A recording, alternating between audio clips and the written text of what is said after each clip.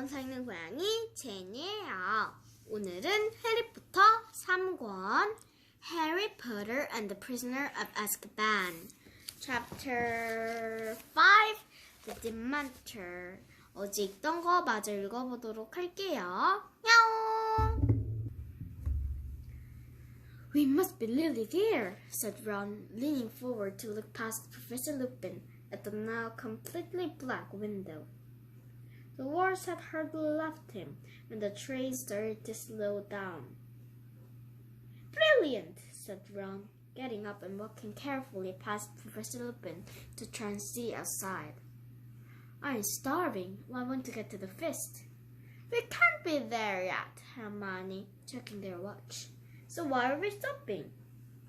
The train was getting slower and slower. As the noise of the pistons fell away, the wind and rain sounded louder than ever against the windows. Harry, who was nearest the door, got up and looked into the corridor. All along the carriage, head was sticking curiously out of the compartments. The train came to a stop with a jonk, and distant thuds and fangs told them the luggage had fallen out of the bags. Then, without warning, all the lamps went out, and they were plunged into total darkness. What's going on? Said Ron's voice from behind Harry. Ouch! gasped Hermione. Ron, there was my foot! Harry felt his way back to his seat. Didn't you put them down? No. There was a squeaking sound, and Harry saw the dim black outline of Ron, wiping a patch clean on the window and peering out. There's something moving out there, Ron said. I think people are coming aboard. The compartment door suddenly opened, and someone fell painfully over Harry's legs. Sorry, do you know what's going on? Oh, sorry. Hello, Neville, said feeling around in the darkness and pulling Neville up by his cloak. Harry, is that you? What's happening? No idea. Sit down. There's a loud hissing and a yelp of pain. Neville had tried to sit on crookshanks. I'm going to go next to try there. What's going on? Came Hermione's voice. Harry felt half past him, heard the door slide open again, and then thud on two loud squeals of pain. Who's that? Who's that? Ginny? Hermione? What are you doing? I was looking for Ron. Come in and sit down. Not here, said Ron hurriedly. I'm here. Ouch, said Neville. Quiet, said the hoarse voice suddenly. Professor Lupin appeared to wake him up at last. Harry could hear movements in his corner. None of them spoke. There was a soft, crackling noise, and a shivering light filled the compartment. Professor Lupin appeared to be holding a handful of flames. They illuminated his tired gray face, but his eyes looked alert and weary. There he was, he said in the same hoarse voice, and he got slowly to his feet, with his handful of fire hanging out in front of him. But the door slid slowly open before Lupin could reach. Standing in the doorway, illuminated by the shivering flames in Lupin's hand, was a cloaked figure that towered to the ceiling. Its face was completely beneath his hood. Harry's eyes darted downwards, and what he saw made his stomach contract. There was a hand protruding from the cloak, and it was glistening, grayish, slimy-looking, and scabbed, like something that had been bathed in water. It was visible only for a split second. As the picture beneath the cloak sensed Harry's gaze, the hand was suddenly withdrawn into the folds of the black material. And then the thing beneath the hood, whatever it was, drew a long, slow, rattling breath, as though it was trying to suck something more than air from its surroundings. and a tense cold swept over them all. Harry felt his own breath catching his chest. The cold went deeper than his skin. It was inside his chest. It was inside his very heart. Harry's eyes rolled up into his head. He couldn't see. He was drowning in cold. There was a rushing in the ears at the water. He was being dragged downwards, the roaring growing louder. And then, from far away, he heard screaming, terrible, terrified, pleading screams. He held to whoever it was. He tried to move his arms, but couldn't. A thick white fog was swirling around him. Inside him, Harry! Harry! Are you right? Someone was slapping his face. Whoa, what? Harry opened his eyes. There were lanterns about him, and the floor shaking.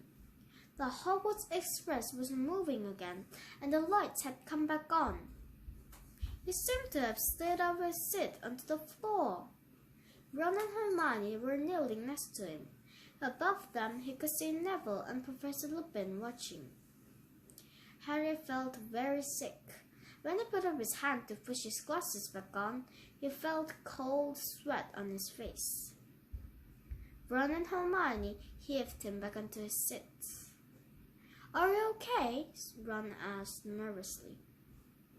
Yeah, said Harry, looking quickly towards the door. The hooded creature had vanished. What happened? Where's that thing? Who screamed? No one screamed, said Ron, more nervously still. Harry looked around the red compartment. Ginny and Neville looked back at him, both very pale.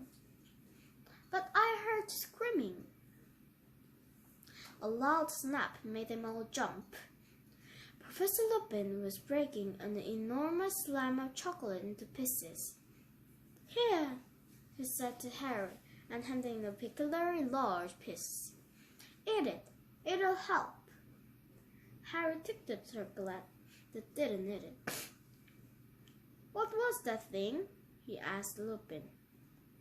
A Dementor, said Lupin, who was now giving chocolate to everyone else. One of the Dementor was Azkaban. Everyone stared at him. Professor Lupin crumpled up the empty chocolate wrapper and put it in his pocket.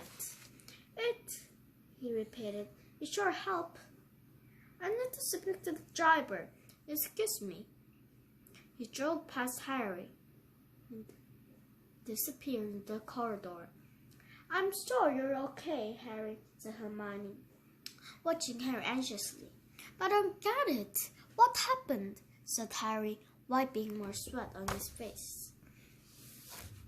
Well, that thing, the Dementor, stood there and looked around, and in the think of it, I couldn't see his face. But you, I thought you were having a fit or something, said Ron, who still looked scared. You went sort of bridging and fell off your seat and started preaching. A Professor Lupin sped over you and walked towards the Dementor and pulled out his wand, said Hermione. And he said, none of us is hiding Sirius Black under our cloaks. Go. But the Dementor didn't move, so Lupin muttered something, and a silvery thing shot off his wand at it, and it turned round and sort of glided away. It was horrible, said Neville, in a higher voice than usual. Did you feel hot cold when you came in? I felt weird, said Ron, shifting his shoulders uncomfortably. Like I'll never be cheerful again. Ginny, who was huddled in her corner, licking ears bad as Harry felt, gave a small sob. Hermione went over and put a comforting there around her. But didn't any of you fall off your seats? Said Harry awkwardly. No, said Ron, looking anxiously at Harry again. Ginny was shaking like mad, though. Harry didn't understand.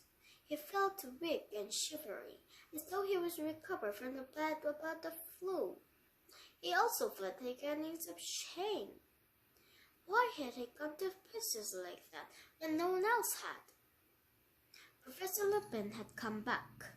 He paused as he entered, looked around and said, with a small smile, "I haven't poisoned the chocolate, you know."